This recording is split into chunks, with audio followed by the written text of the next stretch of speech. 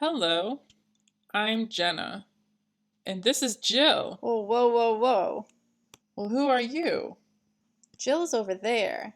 So let me introduce myself. My name is Evan, and this is my sign name.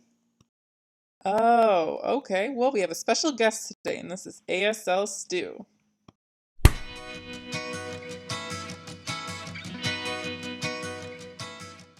So, here today, I am with Evan, and we're in Toronto, Canada. We're staying over here at Evan's place, as you can see via the pillows. Me and Evan. Okay, so why don't you tell us a little bit about your background, being deaf, and who you are? Sure. Well, I was born deaf into a hearing family back in the 70s. I was born in the 70s, so you know how old I am. Let's be honest here. It's nice you're willing to tell us. That's brave. That's right. I'm proud of who I am. So, anyways, during that time, it was like 1972, and the philosophies and theories related to deaf children, sign language, deaf culture weren't really well developed. My mom obviously knew I was deaf by about 2, wasn't sure what to do. My family didn't know what to do with me. I was the only deaf person they knew. So they decided to put me into a school in Buffalo. So they had a speech pathology program there. So they put me into speech, try and learn. I had the old FM system, and that was until I was about 8 years old. And at the same time, I started school, let's say around 5, and I was the only deaf person in a regular public school.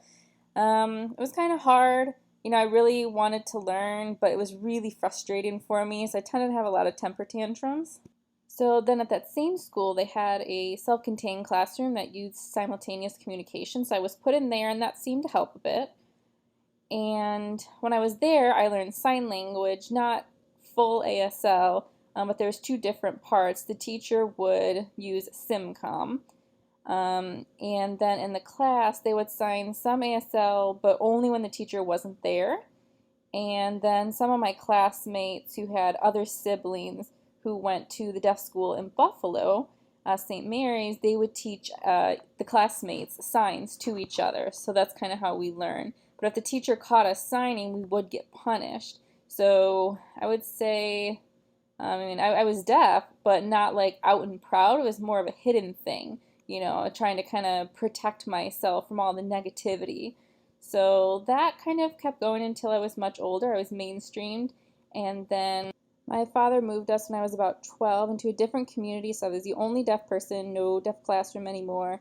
So I was able to get through that, and then I went to RIT, and I took classes there, and I learned a lot while I was there, and so I was like 18 at the time, and back then I had a different sign name.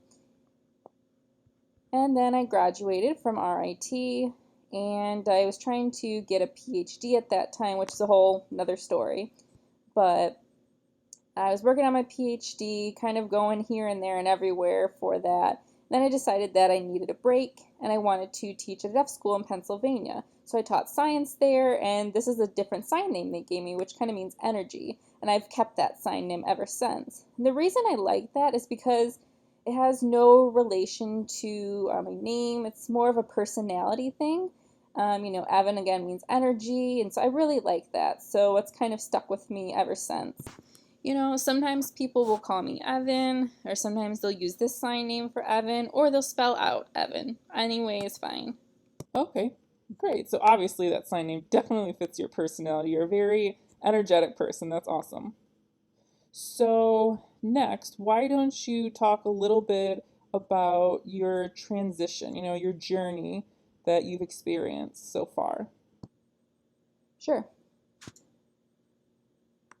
Really, I would say my transition, my journey kind of had 2 parts to it. The first is related to my gender, and then the other is sexuality. That's more related to dating and romantic partners. So let's just kind of separate that. My transition, like I said, includes 2 parts. I don't know which one you want me to discuss. It could be my gender or my sexuality, or kind of both, because I feel they overlap. In a sense, they are separate, definitely, but they kind of overlap as well. So I don't know what you want. Let's go ahead and talk about gender first. Sure, we'll go ahead and start with my gender then. Gender back then, really, there wasn't a lot of information about it. There were specific roles that were set, and, there was no non-binary during that time or trans.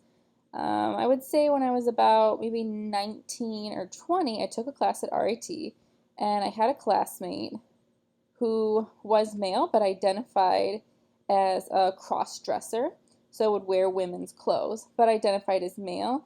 And so it kind of made a different picture for me of what gender was. That there was different possibilities, different explanations. There's not specific roles you have to follow. So I really took that idea because growing up, I had a very strong religious background.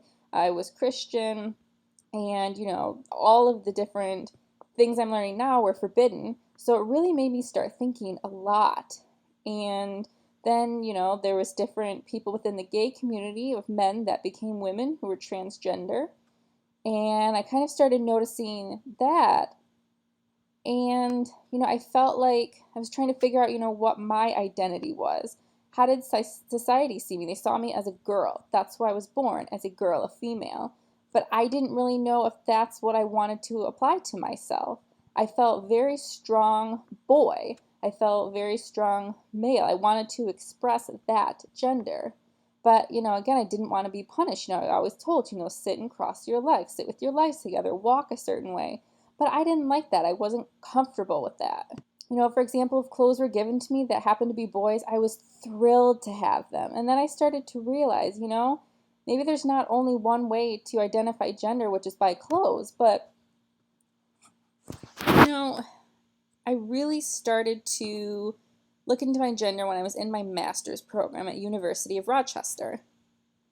During that time, they had a workshop at RIT, and it was concerning, I think it was LGBT workshop. I think that's what an LGBT workshop. And they were talking about, what transgender was during the workshop. And I was listening to the presentation, thought that was interesting. And Draco came and presented, and I was just fascinated. It was a transgender male. And I was like, but that's how I feel. And I just felt like my mind opening up, finally I felt something. And I just felt like, I really was able to unpack all the different problems I had with my family and what their values meant. And, if I were to come out, how was that going to affect my family? Maybe they would leave me, but I kind of felt a sense of pride in who I was becoming, and I felt this confidence happening. I was still focused on my career, but then it kind of got something turning in my brain. And that took time, but another thing that helped was a movie, and it's titled Austin Unbound. So that's the name of the movie. And Austin was from the West. Have you heard of that movie? No, I haven't heard of that. Austin Unbound. No, I haven't. Oh, you haven't. I definitely recommend that you guys watch it. Because in the movie, there is a cisgender female who directs the movie, and she's an interpreter and works with Austin, who is a transgender male. And it kind of talks about his journey, transition, taking testosterone, having top surgery, and just shows that whole process of his experience. And I really like the movie, and that's really nice because they worked with people here at ORAD, the Ontario Rainbow Alliance for the Deaf. So we worked together and had a workshop that showed that movie. And so I watched that and I was like, wow, I feel exactly the same. There's a lot of parallels with what Draco said in this movie, and it all kind of just made me feel better. And then it made me think a lot more. And that's when I was moving here to Canada, I started wearing male clothing. I was able to shop for myself. And I was like, yeah, let's go ahead and do it. And I have dressed as a drag king for a long time. It was kind of one of my secret things, that I didn't tell. But I did start dressing as a male. I kind of had permission at that point for myself. And then I moved here. And then the hearing community was talking about, what the drag king was and what transgender was. And I thought, well, let's go ahead and go to the store and buy the male clothes. And I remember the first time I went in, I was kind of scared you know? But then nothing happened and I felt so relieved and now I'm just kind of used to it. It feels so nice and it's just nice to be used to that. And then recently, 2 years ago, my brother had a baby and I was like, well, what should the baby call me? You know? And I had a male identity at that time, but I'm like, I don't want the baby to call me aunt, so and so. And I just felt like I couldn't tolerate that, I was ready. So I said, you know what? Call me uncle. And when I said it, I was kind of like, call me uncle? And they're like, sure. And I was kind of shocked and I felt so good. And as time went, they had a second baby. And I said, call me Uncle Evan. Before that, I didn't use the Evan name. And they're like, okay, sure. And it was so nice to have that support. And I have the same from my sister as well and other family members. I mean, it's really great to have that support, especially, when you're in a relationship. And I just feel like now I have that trans identity, that male identity, and it's being recognized more. And I can kind of explore my journey. I can be within the trans community, meet other, deaf or hearing trans people and have more encouragement. And I had that over time. And it's just been really nice to have that support, which I didn't have in the past. And it was a really scary time, but it's so much better now. Yeah, I'm sure having a good support system is a really big help to have all of that and make sure that you don't feel so alone. That's an amazing, amazing thing that you have that support. Yeah, definitely. It's really wonderful to have that support for sure. And really you need both. You need to see other people modeling that, seeing deaf transgender males, being able to see that, more than just one. Not one was not enough for me. It still made me have these feelings of self-doubt and regret, for coming out. But, I wasn't ready, I wasn't in a safe place at that time. And I just felt like I had to follow specific rules. Back then, gender was very rigid with its roles. And I just felt like it's not really like that as much anymore. Within the transgender, journey, you kind of get rid of those rules. And then another thing that helped me was Alex. I got a lot of support. Alex was the person that told me, no, there's no specific rules. You don't have to follow that. So it was really great. Awesome. Every journey, I'm sure, is a unique journey in its sense, and you have your own experiences that you have to go through. And like you said, there's no right or wrong, whatever makes sense. And, this can really apply to any journey in general. So it's just important that you're able to see that. Yeah, definitely. Thank you so much for sharing your experience. It was really a wealth of information, and plus just getting your advice was really wonderful to share that with all of our audience. So thank you so much for joining me today and doing this video. Thanks. You're welcome. Thank you for giving me the opportunity to share my story and my journey that I've had. I've learned a lot as well, but thank you. Of course. So hopefully you guys have enjoyed the video. And if you like the video, click like down there. And if you haven't, go ahead and subscribe. If you want to provide support for our channel in any way, you can look down below for our Patreon page. We have a link down there. Or you can do a one-time donation through Ko-fi. And any other support we really appreciate. Thank you so much for watching.